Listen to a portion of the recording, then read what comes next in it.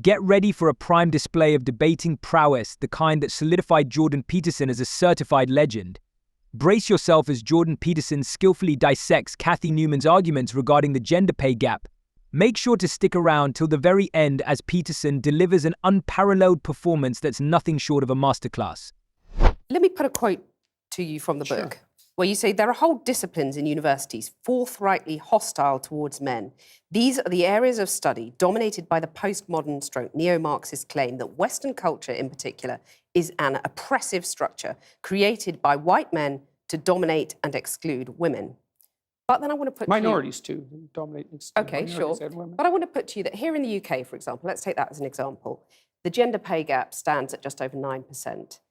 You've got women at the BBC recently saying that the broadcaster is illegally paying them less than men to do the same job. You've got only 7 women running the top FTSE 100 companies. Yeah. So it seems to a lot of women that they're still being dominated and excluded, to quote your words back to you. It does seem that way, but multivariate analysis of the pay gap indicate that it doesn't exist. But that's just not true, is it? That's I mean, that absolutely 9% pay gap, that's a gap between median hourly earnings between men and women. But there's that exists. Yeah, but there's multiple reasons for that. One of them is gender, but it's not the only reason. Like if you're a social scientist worth your salt, you never do a univariate analysis. Like you say, well, women in aggregate are paid less than men. Okay, well, then we break it down by age, we break it down by occupation, we break it down by interest, we break it down by personality. But you're saying basically it doesn't matter if women aren't getting to the top, because that's what's skewing that gender pay gap, isn't it? You're saying, well, that's just a fact of life. Women aren't necessarily going to get to the top. No, I'm not saying it doesn't matter either. You're saying I'm saying there are multiple reasons for it. Yeah, but those reasons, why should women put up with those reasons? Why should women be content I'm not not saying to that get they to the should top? put up with it. I'm saying that the claim that the wage gap between men and women is only due to sex is wrong, and it is wrong. There's no doubt about that. The multivariate analysis have been done. So I can give you an example. You keep on talking about multivariate analysis. Let me give you an example. I'm saying that 9% pay gap exists. Yeah. That's a gap between men and women. I'm not saying why it exists, but it exists. Now, if you're a woman, that seems pretty unfair. You have to say why it exists. But do you agree that it's unfair? If you're a woman... Not necessarily. And on average, you're getting paid 9% less than a man. That's not fair, is it? It depends on why it's happening. I can give you an example. Okay. There's a personality trait known as agreeableness. Agreeable people are compassionate and polite. And agreeable people get paid less than less agreeable people for the same job. Women are more agreeable than men.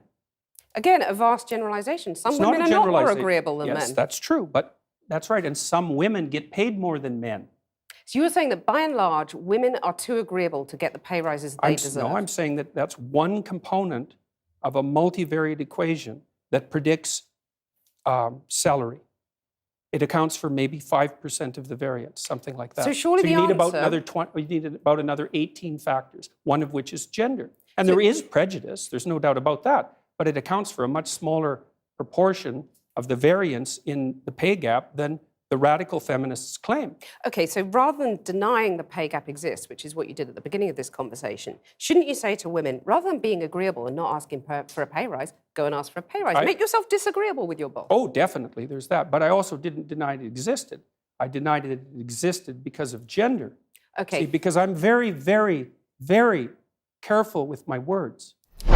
The source material Cathy Newman referenced was none other than Jordan Peterson's acclaimed book, 12 Rules for Life. Newman tries to extract a quote from Peterson's book concerning his perspectives on contemporary university culture. However, she takes an unexpected turn by citing a gender pay gap statistics in an attempt to undermine Peterson's arguments. A brief aside, 12 Rules for Life, an antidote to chaos, stands as a beacon of practical wisdom, guiding readers through life's tumultuous waters towards purpose and fulfillment. Drawing from psychology, philosophy, religion, and personal experiences, Peterson articulates 12 principles for a meaningful existence. Yet, he frequently encounters criticism from the left due to the book's emphasis on accountability and the cultivation of resilience through purposeful goal setting, an aspect often overlooked in today's discourse. Returning to the discussion in the clip, Cathy Newman makes the assumption that the gender pay gap serves as evidence of sexism. However, she neglects to acknowledge the possibility of multiple contributing factors to this discrepancy. Jordan Peterson subsequently delineates a range of potential influences on this gap, citing factors such as personality traits, such as being agreeable. Now watch the debate masterclass continue. So the pay gap exists, you accept that, but you're Yes. saying, I mean, the pay gap between men and women exists, but you're saying it's not because of gender, it's because women are too agreeable to ask for pay rises. So It's make one them, of the reasons. Okay, one of the reasons. So why not get them to ask for a pay rise? I've Wouldn't done that be that. a fairer I've done way of that proceeding? many, many times in my career. And they just I've don't. counseled. Oh, they do it all the time. You can. So one of the things that you do as a clinical psychologist is assertiveness training. So you might say, often you treat people for anxiety, you treat them for depression, and maybe the next most common category after that would be assertiveness training. And so I've had many, many women, extraordinarily competent women, in my clinical and consulting practice, and we put together strategies for their career development that involve continual pushing, competing for higher wages, and often tripled their wages within a 5-year period, teaching you them how to celebrate that? negotiate. Of course. So Of do course. you agree that you would be happy if that pay gap was eliminated completely? It Because would that's all depend. the radical feminists are saying. It would depend on how it was eradicated and how the disappearance of it was measured. And you're These saying things if you it's at the can't- you cost can't- of men, that's a problem. Oh, there's all sorts of things that it could be at the cost of. It could even be at the cost of women's own interests. So, Because they might not be happy if they get equal pay. no, because it might interfere with other things that are causing the pay gap that women are choosing to do. Like having children. Well, or choosing careers that actually happen to be paid less, which women do a lot of. But why shouldn't women have the right to choose not to have children or the right to choose those demanding careers? They do. They can. Yeah, that's fine. But you're saying that makes them unhappy, by and large. I'm saying that no, I'm not saying that. I actually haven't said that so far. in You're the saying program. it makes them miserable. No, I at the said that beginning. what was making them miserable was having weak partners. That makes them miserable. Right. I would say that many women around the age of, I would say between 28 and 32, have a career family crisis that they have to deal with.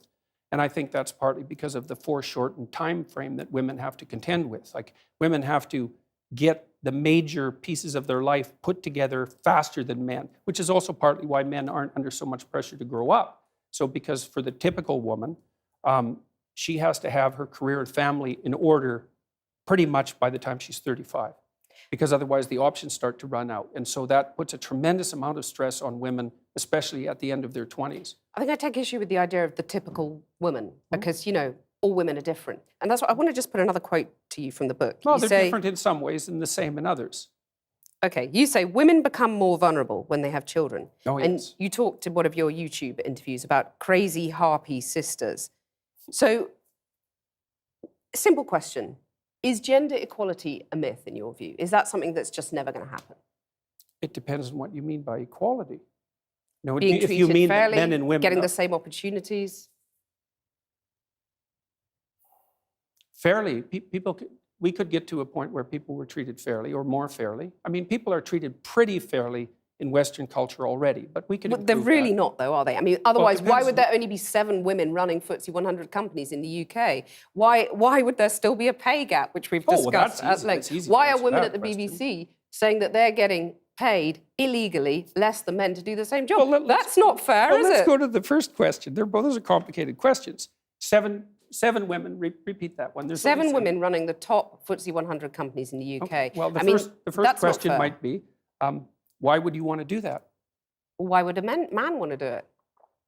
I Well, mean, there's a lot of there's money, it's an interesting there's a job, certain you know? number of men, although not that many, who are perfectly willing to sacrifice virtually all of their life to the pursuit of a high-end career. So they'll work. These are men that are very intelligent. They're usually very, very conscientious. They're very driven. They're very high energy.